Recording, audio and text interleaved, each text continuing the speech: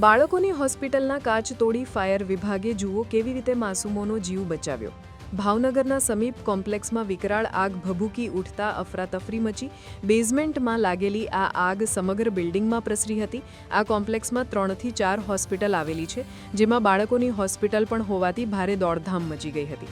ઘટના અંગે fire બ્રિગેડને call મળતા તેઓ તાત્કાલિક ઘટના સ્થળે પહોંચ્યા હતા અને પહેલા માળે બાળકોની હોસ્પિટલના કાચ તોડી સીડી મૂકી બાળકોનું રેસ્ક્યુ કર્યું હતું। આ અંગે ફાયર વિભાગે જણાવ્યું કે અંદાજે 5 ફાયર ફાઇટર અને 50થી વધુ કર્મચારી આ આગ બુઝાવવાની કામગીરીમાં જોડાયા હતા, જેમણે ભારે જહેમત બાદ આગ પર કાબૂ મેળવી લીધો છે। આશરે 19 થી 20 લોકોનું રેસ્ક્યુ કરાયું છે। મહત્વનું છે કે આગની આ ઘટનામાં કોઈ જ જાનહાનિ નહોતી થઈ। ભાવનગરના કમિશનરના જણાવ્યા મુજબ કોમ્પ્લેક્સના ગ્રાઉન્ડ ફ્લોર પર કચરામાં આગ લાગી હતી। કયા કારણોસર આગ લાગી તેની યોગ્ય તપાસ કરી પગલાં લઈશું।